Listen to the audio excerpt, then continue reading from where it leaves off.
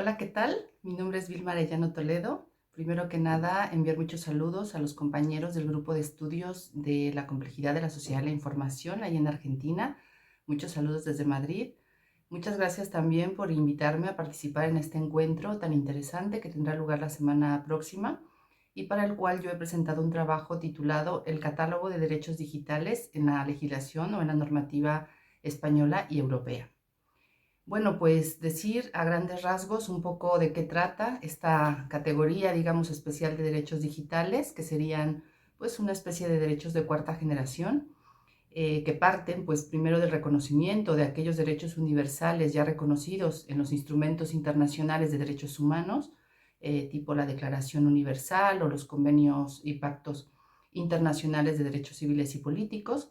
y la idea es que todos estos pues se apliquen y se reconozcan de manera plena en el entorno digital y en Internet o cuando interactuamos con las tecnologías de la información y la comunicación. Pero de lo que se trata a través de la normativa europea y española es de reconocer unos derechos nuevos que pues digamos que tienen lugar o que pueden ser garantizados en esos entornos digitales de los que he hablado y que son muy específicos de los mismos, ¿no? ¿De qué derechos hablamos? Bueno, pues por un lado algunos en cuanto a nuestra interacción con el Big Data, con la inteligencia artificial y los algoritmos, para que se nos reconozca, por ejemplo, como estipula el Reglamento General de Protección de Datos que he mencionado, un derecho a oponernos a ser objeto de decisiones que sean puramente automatizadas. Esto es muy importante porque muchas veces se toman decisiones con datos que proceden de uso de algoritmos que están alimentados a su vez por información que es de dudosa calidad y que puede dar lugar a sesgos o a correlaciones falsas, y por lo tanto la decisión que se tome sobre nosotros puede ser completamente discriminatoria o vulnerar algunos de nuestros derechos fundamentales.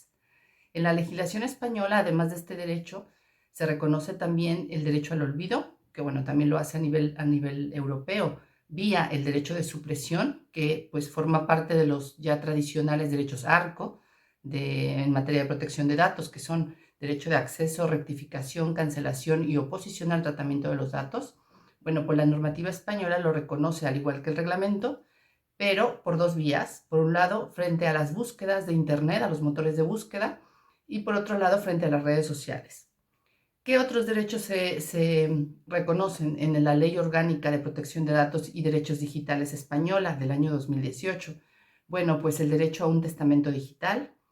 que tiene que ver con la posibilidad de que los familiares y allegados de las personas fallecidas puedan acceder a los contenidos de sus redes sociales y eliminarlos o modificarlos para pues, preservar, por supuesto, su honor, su intimidad, su honra, etcétera, post-mortem. Luego, por otro lado, hay una serie también de derechos relacionados con el entorno laboral para pues, garantizar la desconexión digital cuando ya no se estén horas de trabajo, para regular la videovigilancia que hacen los empleadores con respecto a los empleados, para, pues, por supuesto, preservar esa intimidad, para garantizar que el uso de los dispositivos que forman parte de la labor en el trabajo, pues que también tengan unas ciertas medidas de seguridad y de privacidad. Luego también hay una serie de derechos que se relacionan con los menores, para que los servicios que se presten de la sociedad de la información en territorio europeo, pues respeten que el nivel mínimo de edad sea de 16 años y en caso contrario, pues que siempre se acuda a la tutela de los padres, ¿no? Para poder pues garantizar esa seguridad y esa privacidad y que haya un consentimiento adecuado para el uso de los datos personales, de las imágenes, etcétera.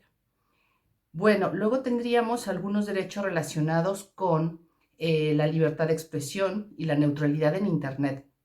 Como sabemos, esto se ha venido discutiendo hace mucho tiempo, el tema de la neutralidad, sobre todo en los foros de gobernanza en la materia en Internet. Y la libertad de expresión pues, se reconoce aquí en el entorno digital, aunque pues, no podría ser de otra manera si hacemos una interpretación del artículo 20 de la Constitución española, que establece que tenemos derecho a esa libertad por cualquier medio y sin límite de fronteras, con lo cual ya en ese supuesto estaría reconocida también en el ámbito de Internet. Ahora bien, ¿cuál podría ser el planteamiento que daría un poco eh,